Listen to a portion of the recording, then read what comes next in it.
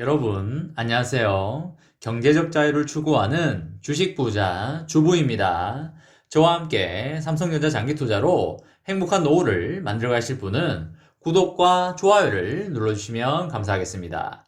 저와 함께 가시면 100% 희망찬 노후가 기다리고 있다는 말씀을 드리고요. 불안한 노후, 저와 함께 걱정 없이 날려보내시기 바랍니다. 이번 시간에는 반도체 슈퍼 사이클인데 삼성전자 주가 왜 이렇게 힘을 못 쓰나? 그 이유는 무엇인가? 라는 내용에 대해 이야기를 해보겠습니다. 여러분, 2월 22일 월요일입니다. 오늘 하루도 맡은 자리에서 열심히 살아가신다고 수고하셨다는 말씀을 드립니다. 오늘 하루도 열심히 잘 사셨기 때문에 맛있는 저녁 식사하시고 그리고 맛있는 차 한 잔, 커피 한 잔 하시면서 힐링하는 그런 저녁 시간 보내시기 바랍니다. 오늘 삼성전자의 시황에 대해서 간단히 보면 삼성전자 보통주는 전 거래일보다 400원 내린 82,200원에 마감을 하였고요. 우선주는 전일보다 1,400원 내린 74,100원에 마감을 하였습니다. 보통주는 얼마 떨어지지 않은데 반해서 우선주는 2% 가까이 떨어지는 모습을 보였습니다. 전 거래일에도 우선주가 제법 많이 올랐었는데 오늘도 우선주가 2%가량 떨어지면서 변동성이 꽤 있는 모습을 보여주고 있습니다.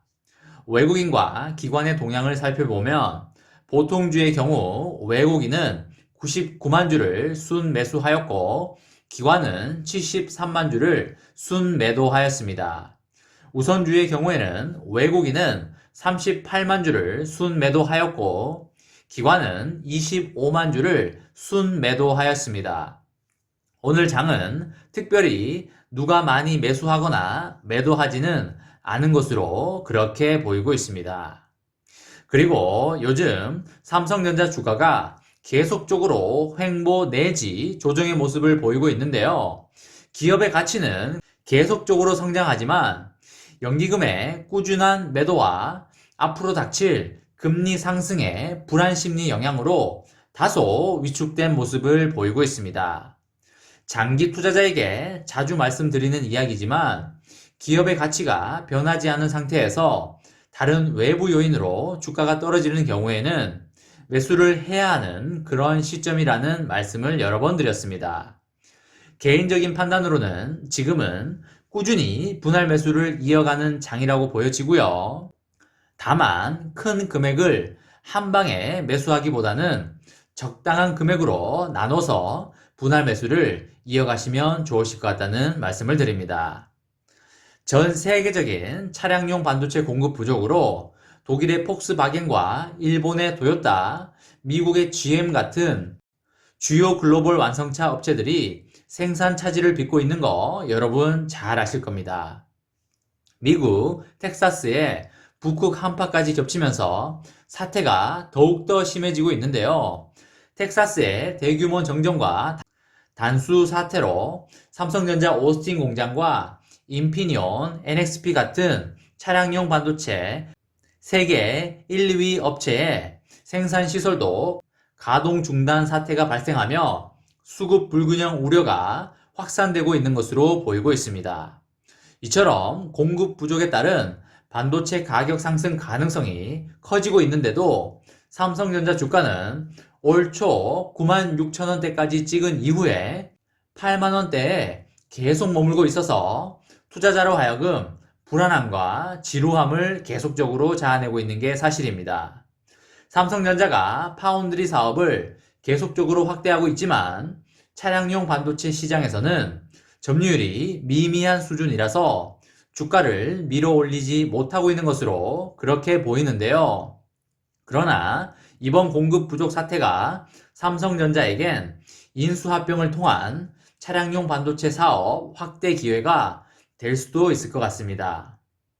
삼성전자 주가는 올해 첫 거래일인 1월 4일 83,000원으로 시작해서 같은 달 11일에 96,800원으로 장중 최고점을 찍었지만 다음 날인 12일에 96,600원을 기록한 이후에 단 한 번도 90,000원을 넘지 못했습니다. 올 들어서 지난 19일까지 주가 변동률은 마이너스 0.5%였습니다. 이날도 삼성전자는 전 거래일 대비해서 0.48% 하락한 82,200원으로 마감을 하였습니다. 반면에 파운드리 세계 1위로 삼성전자와 7나노 이하 초미세 공정 경쟁을 벌이고 있는 대만의 TSMC 주가는 같은 기간에 22.3%나 상승을 했습니다. 또한 세계 1위 차량용 반도체 기업인 독일 인피니온 주가는 11.3%가 증가를 했고 2위인 NXP는 11.8%가 증가했으며 3위인 일본의 르네사스는 13.9%가 상승을 하였습니다. 차량용 반도체 공급 부족으로 관련 업체 주가가 모두 상승세를 타고 있는데도 삼성전자의 주가가 이처럼 부진한 가장 큰 원인은 사업 포트폴리오에 있는 것으로 보이고 있습니다. 삼성전자의 지난해 반도체 매출 72조 중에서 메모리가 차지하는 비중은 55조로 76%에 달하고 있습니다. 비메모리인 시스템 LSI와 파운드리 사업은 17조로 24% 수준입니다. 이들 대부분은 스마트폰의 두뇌 역할을 하는 모바일 AP와 눈 역할인 이미지 센서 등이고 차량용 반도체는 매우 미미한 수준입니다.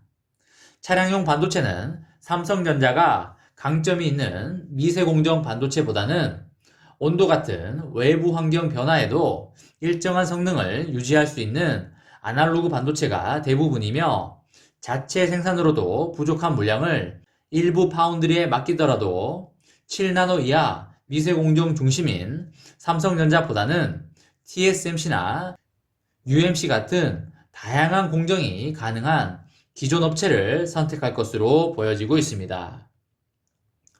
TSMC의 경우에 전체 매출에서 차량용 반도체가 차지하는 비중은 지난해 기준 3%에 불과하지만 자동차에 탑재되는 대표적인 반도체인 마이크로 컨트롤러 유닛을 생산할 수 있는 40나노 이상 매출 비중이 여전히 30%를 차지하고요.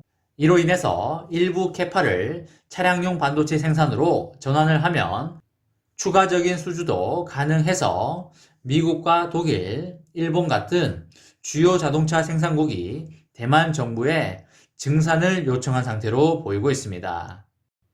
자동차용 마이크로 컨트롤러 유닛 업체들은 자체 팹을 통하여 제품을 생산하고 있지만 28, 45, 65나노급 제품은 TSMC와 UMC 등의 파운드리에 생산을 맡기고 있다고 보시면 되겠고요. 완성차 업체들 입장에서는 대체 업체 확보를 위해 노력할 것으로 예상이 되기 때문에 신규 업체 입장에서는 차량용 반도체 시장으로 진출할 수 있는 그런 기회가 될 수도 있어 보입니다. 삼성전자도 지난달 28일에 지난해 4분기 실적 발표 컨퍼런스 콜에서 보유 재원을 적극 활용하여 향후 신규 사업에서 지속 성장 기반을 강화하기 위해서 인수합병을 추진하겠다고 밝힌 바가 있습니다. 이재용 부회장이 자동차 전자장비 부품 분야를 신성장 동력으로 삼고 있지만 삼성전자는 2017년 하만을 인수한 뒤에 이 분야에서 신규 M&A가 없었는데요. NXP와 인피니온 같은 차량용 반도체 업체가 인수 대상이 될 가능성이 매우 높아 보이고 있습니다. 여러분, 해가 뜨기 전이 가장 어둡다는 말이 있습니다. 삼성전자의 인수합병이 나타나는 순간 삼성전자의 주가는 폭등할 것이라고 생각을 하고 있고요. 그날이 멀지 않았다고 생각을 하고 있습니다. 장기 투자자분들은 저렴할 때 꾸준히 많이 모아가시면 반드시 좋은 날이 온다는 그런 말씀을 드립니다. 이번 시간에는 반도체 슈퍼 사이클인데 삼성전자 주가 왜 이렇게 힘을 못 쓰나? 그 이유는 무엇인가? 라는 내용에 대해 이야기를 해 보았습니다. 저와 함께 삼성전자 장기 투자로 행복한 노후를 만들어 가실 분은 구독과 좋아요를 눌러주시면 감사하겠습니다. 저와 함께 가시면 100% 아니 200% 희망찬 노후가 기다리고 있다는 말씀을 드리고요. 불안한 노후 저와 함께 걱정 없이 날려버리시기 바랍니다. 마지막으로 3전 대박 기원 구호 외치고 마치도록 하겠습니다. 어차피 3전은 우상향이다. 어사무 가자 가자 가자. 이번 영상은 여기까지 하겠습니다. 시청해 주셔서 감사합니다.